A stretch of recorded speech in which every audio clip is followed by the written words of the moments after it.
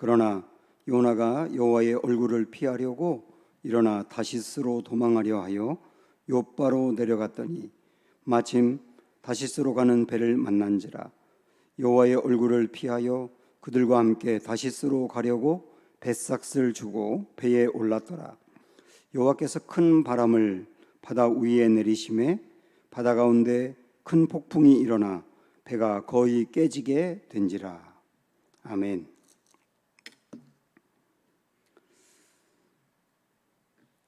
우리가 지난 시간부터 이 금요기도 시간에 요나서 말씀을 보고 있습니다. 짧게 한 절 두 절 정도 짧게 보면서 요나서 안에 있는 그 풍성한 우리 메시지를 찾아내려고 합니다. 오늘 3절에 보면 요나가 하나님이 가라고 하는 니느웨로 가지 않고 하나님의 얼굴을 피해서 다시스로 가기 위해서 도망을 가는데요. 그 끝에 3절 끝에 보면 다시스로 가려고 뱃삭을 주고 배에 올랐다, 이런 말씀이 있습니다. 이 말씀을 한번 생각을 해보세요. 뱃삭을 주고 배에 올랐다. 당연하죠. 배를 타기 위해서는 뱃삭을 주어야죠.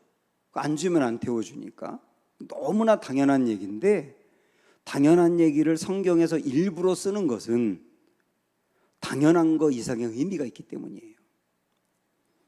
의미가 없다면 이 이야기를 여기 쓸 필요가 없고 그냥 배에 올랐다 그러면 되는 거예요. 그런데 뱃삭을 주고 배에 올랐다라고 하는 것을 일부러 쓰는 것은 요나가 지금 하나님을 피해서 도망가고 있는 입장이지만 그러나 정당하게 배에 탔다, 그런 것을 강조하는 거예요. 그래서 이걸 통하여서 요나라고 하는 사람의 그 삶의 모습이 어떤지 그걸 보여주고 있는 거거든요. 추론을 해보면 요나라고 하는 사람은 상당히 도덕적이고 의롭고 불의한 것을 참지 못하고, 그리고 주변 사람들이 볼 때도 흠이 없고, 그리고 누가 봐도 정말 정당하고 의롭게 살기 위해서 무진 애를 쓰는 사람이고, 그랬을 사람일 가능성이 상당히 높아요. 그런데 그런 사람들은 자칫 잘못하면 니느웨를 사랑하는 하나님이 이해가 안 되는 거예요. 우리 지난 시간에도 봤지만 니느웨라고 하는 것은 이때 당시에 아수르의 수도인데, 아수르라고 하는 나라는 굉장히 약한 나라거든요. 사람들을 우습게 생각하고 짐승처럼 생각하는, 마구마구 죽이고 그것을 즐기고, 도저히 하나님의 사랑을 받을 수 없는 사람인데, 하나님이 그 나라도 사랑해서 요나에게 너 가서 거기서 복음을 전하여 사람들을 회개시키고 하나님께로 돌아오게 해라, 이게 싫은 거예요. 아니, 그런 나라도 사랑하면 하나님의 사랑은 도대체 뭡니까? 하나님은 구분도 안 합니까? 아무나 막 사랑합니까? 도대체 하나님은 기준이 뭡니까? 이게 하나님의 지혜입니까? 이게 마음에서 성이 나가지고 견딜 수 없는 겁니다. 그래서 도망을 간 거거든요. 그래서 요나서는 죄, 하나님 앞에서 불의함, 이런 것들에 대해서 두 가지를 얘기하는 거예요. 보통 하나는 우리는 죄에 그러면 도덕적으로 뭔가 범법하는 일을 이야기합니다. 명백하게 누가 봐도 잘못을 범하는 것을 죄라고 생각을 하잖아요. 그런데 요나서에서는 또 하나의 죄가 있다는 겁니다. 겉으로 볼 때는 흠이 없어 보이지만 그러나 그 속에 이런 사람은 사랑하면 안 돼. 하나님이 이런 사람은 버려야 돼. 이런 사람은 사랑을 받을 자격이 없어. 그러면서 정죄하고 내 마음으로 그들을 내치는 것, 그게 또 하나의 죄다 하는 것을 고발하는 게 요나서라고 볼 수 있습니다. 그래서 우리는 우리에게 있는 그 두 가지 모습을 요나서를 통하여 찾아가며 회개하며 그게 달라져 가야 되는 것이 초점이라고 하는 것을 잊으시면 안 됩니다. 이제 요나는 도망해서 다시스로 가려고 하는데요. 자, 우리 3절 보시면 그러나 요나가 여호와의 얼굴을 피하려고 일어나 다시스로 도망하려 하여 욥바로 내려갔더니, 욥바라고 하는 것은 오늘날 이스라엘의 그 경제 수도인 텔아비브를 이야기하거든요. 그 한국까지 간 겁니다. 그런데 그 다음에 마침 다시스로 가는 배를 만난지라 그랬어요. 여기에 마침이라고 하는 단어를 묵상을 해보세요. 지금 요나는 하나님의 얼굴을 피해서 도망을 가는 겁니다. 하나님의 말씀에 불순종해서 도망가는데 마침 멀리까지 도망할 수 있는 배를 만났다는 거예요. 여기에 마침 다시스로 가는 배를 만났다고 하는 것은, 다시스가 지금의 스페인 땅이지 않습니까?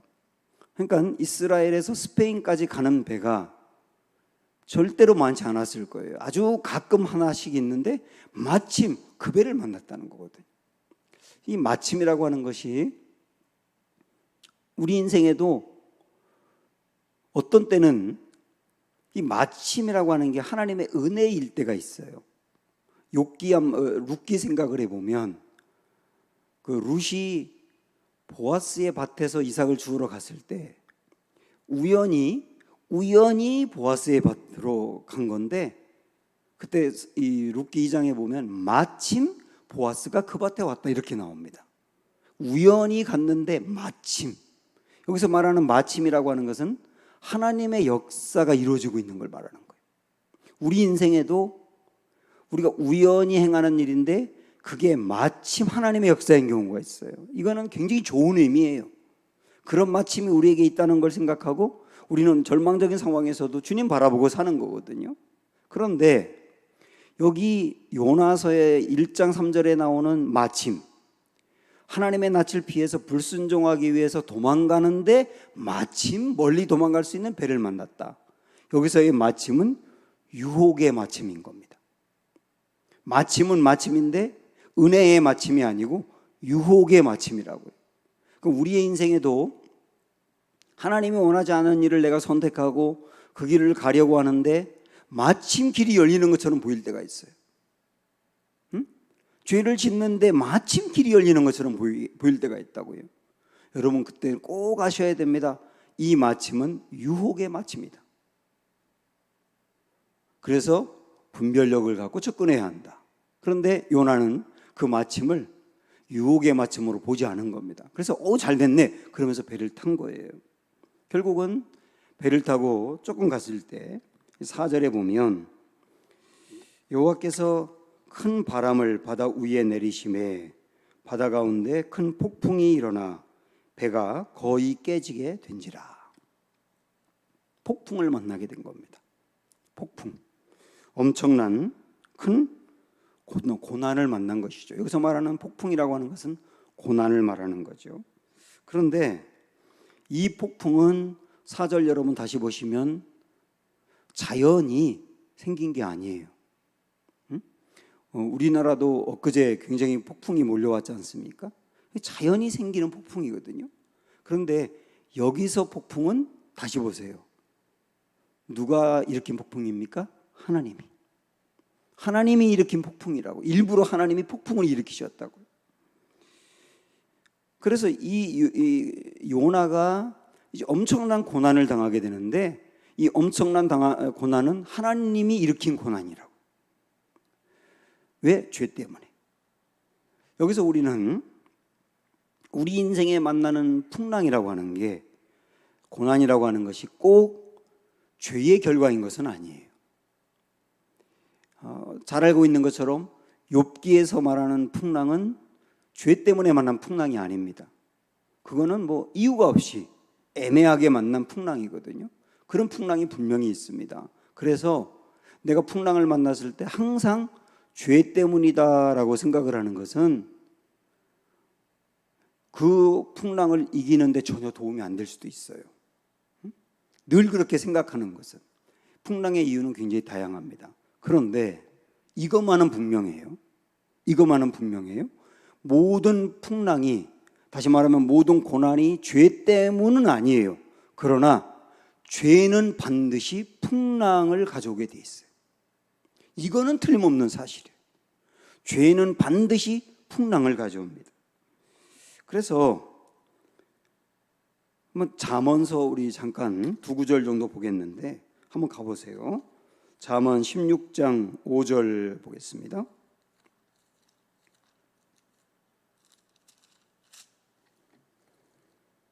(927조) 잠언 16장 5절. 자, 제가 읽습니다. 무릇 마음이 교만한 자를 여호와께서 미워하시나니 피차 손을 잡을지라도 벌을 면하지 못하리라. 마음이 교만하다라고 하는 것은 죄인을 이야기하는 겁니다. 죄에는 반드시 벌이 있다 그 얘기예요. 하나님의 벌이 있다. 그런데 하나님의 벌도 있지만 여러분 이런 것도 있습니다. 한번 잠언 21장으로 가서 7절을 보십시오. 21장 7절. 악인의 강포는 자기를 소멸하나니 이는 정의를 행하기 싫어함이니라 그랬습니다. 악인의 강포는 자기를 소멸한다 이렇게 표현하고 있는데 요거를 세번역으로 제가 다시 한번 읽어드릴게요. 악인의 폭력은 자신을 멸망으로 이끈다. 그가 바르게 살기를 거부하기 때문이다. 이렇게 나와 있는데 이건 무슨 얘기냐면 죄라고 하는 것은 죄 자체가 우리를 벌한다는 거예요. 죄는 반드시 풍랑이 있는데 그 풍랑은 하나님이 벌하는 풍랑이기도 하지만 죄 자체가 그 사람을 벌한다는 거예요. 죄 자체가 그 사람을 벌한다. 여러분 이렇게 생각하시면 됩니다. 그 사람이 자기 몸을 잘 다루지 않고 몸을 마구마구 죄 가운데 빠뜨리면 죄가 그 사람 자체를 공격하는 거예요. 그래서 몸이 망가지는 거예요. 어떤 사람이 다른 사람과의 인간관계를 엉망으로 하고 사람들 앞에서 관계 속에서 마구마구 죄를 짓게 되면 그러면 관계가 끊어지고 사람으로부터 미움을 받는 일은 당연하지 않습니까? 죄 자체가 그 사람을 공격하는 거라고요. 그리고 어떤 사람이 이 공공의 사회 속에 살면서 이기적으로 자기를 위해서만 나아갈 때 사회가 그 사람을 공격하는 거예요. 그래서 인정받지 못하고 사회에서 도태되고 이게 죄 자체가 그 사람을 벌한다라고 하는 개념이거든요. 그래서 이거를 조금 더 확대시키면 이런 겁니다. 거짓말 자주 하는 사람은 거짓말 때문에 망하거든요. 그리고 칼을 자꾸 쓰는 사람은 칼이 그 사람을 망하게 합니다. 물론 자꾸 폭력을 쓰는 사람은 폭력으로 망하게 돼 있고요. 이 모든 것들이 뭐냐면 기정사실이라고 하는 게 있어요. 기정사실. 이건 하나님이 개입하지 않아도 기정사실로 돌아가는 게 있다고요. 이걸 다르게 표현하면 죄가 그 사람을 벌한다. 죄가 그 사람을 벌한다. 이게 있는 거예요. 그런데 죄가 그 사람을 벌하는 것도 있지만 이건 뭐냐면 죄에는 반드시 폭풍이 있다 이런 의미인데 하나님이 그 사람을 폭풍 가운데로 이끄는 것도 있다는 거예요. 요나가 그런 경우죠. 그래서 요나는 하나님을 피해서 도망을 가면서 즉각적으로 풍랑을 만납니다. 우리가 죄를 지을 때 풍랑이 있는데 그 풍랑은 즉각적으로 오는 풍랑이 있어요. 죄를 지으면 아주 즉각적으로 누가 봐도 명백하게 죄 때문에 벌을 받는 게 있다고요. 그런데 이보다 더 많은 건 뭐냐면 마치 방사능에 노출되는 것 같아요. 이건 뭐냐면 어떤 사람을 칼로 찌르거나 총으로 쏘거나 그러면 금방 그 현상이 나타나는데 그게 아니라 방사능에 노출되면 처음에는 그 사람에게 별 문제가 없습니다. 그런데 노출이 되면 계속 그 사람이 서서히 죽어가는 거예요. 나중에는 방사능이 아예 중독이 돼버려서 기능을 발휘하지 못하게 됩니다.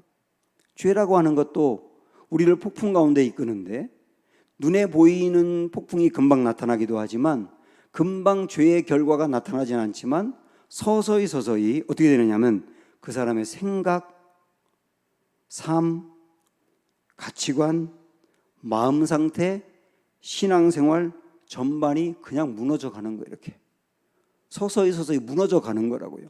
잘 보이진 않아요. 잘 보이진 않는데 서서히 무너져 가는 거예요. 이게 심리적인 폭풍이라고 하는 거예요. 굉장히 무서운 겁니다. 점점 삶이 엉망이 되고 생각이 망가져가고 그리고 마음 상태가 무너져가며 질서가 파괴되고 신앙생활이 점점 흐트러지다가 나중에는 마구마구 흔들리고, 이게 뭐냐면 금방 눈에 보이지 않지만 우리의 삶의 죄 때문에 일어나는 풍랑이라고 하는 거예요. 굉장히 무서운 거죠. 죄는 풍랑을 가져오게 돼 있다. 이런 것도 있습니다.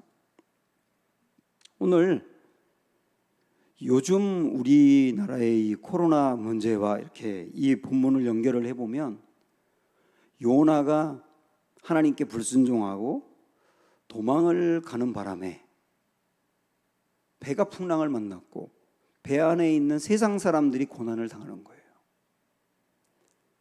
이 배는 분명히 요나 때문에 풍랑을 만났어요.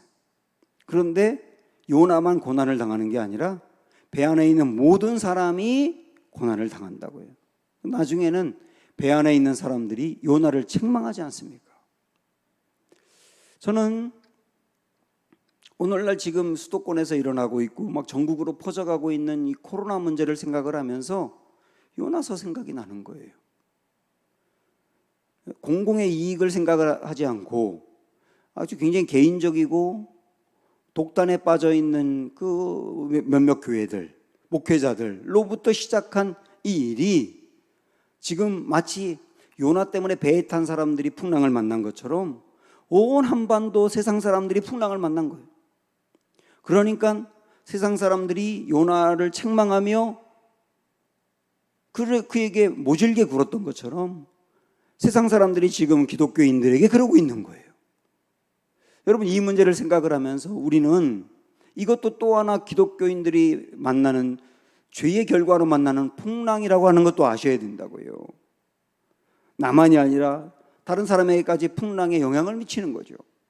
교회라고 하는 것은 세상과 등지는 곳이 아닙니다.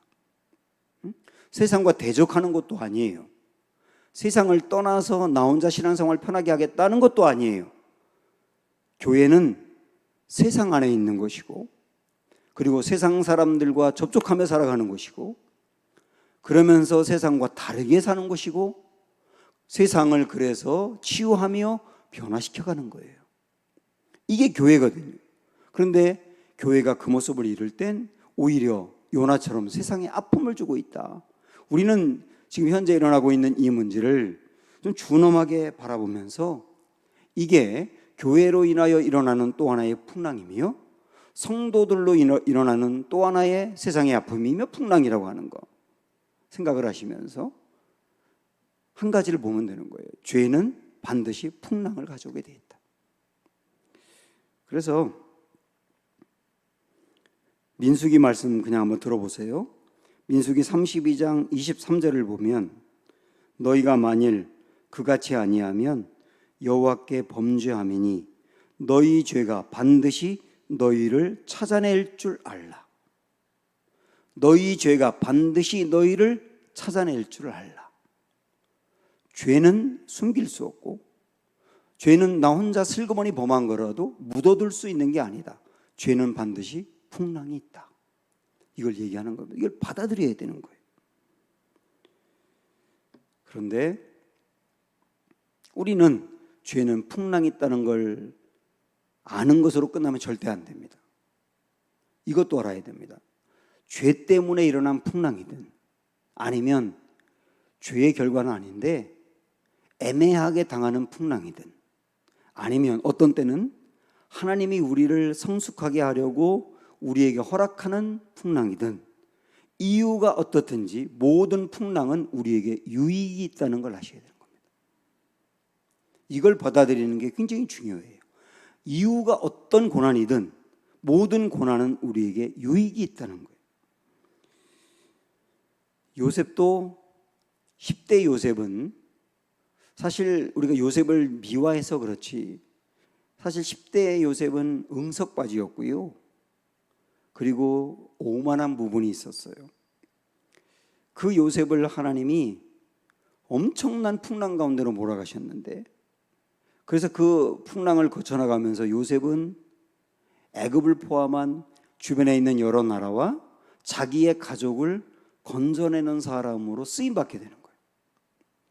다윗이라고 하는 사람도 마찬가지고 모세라고 하는 사람도 마찬가지고 엄청난 폭풍 가운데 하나님이 몰아가셨지만 어떤 때는 그들의 죄로 인하여 어떤 때는 그들의 죄 때문은 아니지만 폭풍 가운데 하나님 몰아가실 때가 있었는데 그 모든 것들은 그들에게 유익이 되었다는 거예요. 여러분 이걸 마음으로 받아들이는 게 굉장히 중요한데요.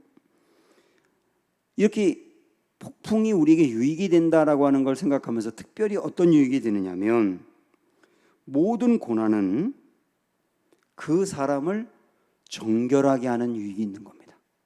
그 사람을 정결하게 해요. 조금 다르게 표현하면 그 사람에게서 역사하는 죄의 위력을 줄어들게 하는 데 큰 도움이 됩니다. 죄라고 하는 게 한번 우리가 어떤 이유로 인해서 죄를 짓게 되면 죄라고 하는 건 힘이 있어요. 그래서 그 사람에게서 금방 떠나가는 게 아니라 그 사람을 위력으로 끌고 간다고요. 강력한 힘이거든요.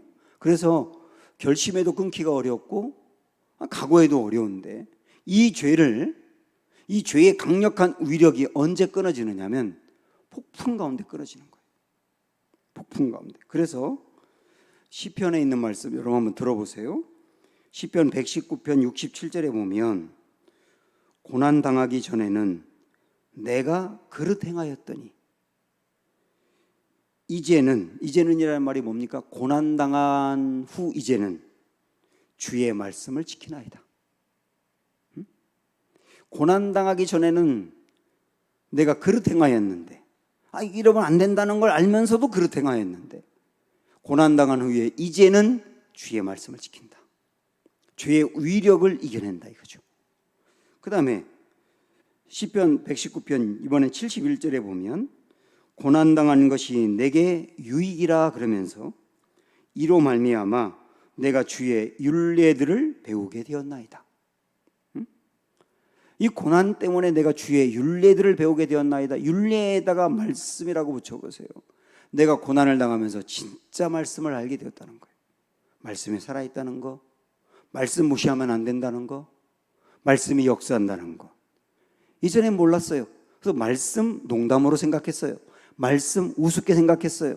그런데 고난을 당하면서 그 말씀 살아있다는 거, 진짜 알겠다. 그런 걸 깨닫는 거거든요. 이 모두가 뭐냐면 풍랑을 만나면서 폭풍을 만나면서 결심해도 안 되고 이겨내려고 애써도 안 되던 죄의 위력이 그 폭풍을 만나면서 사라지게 되더라는 거예요.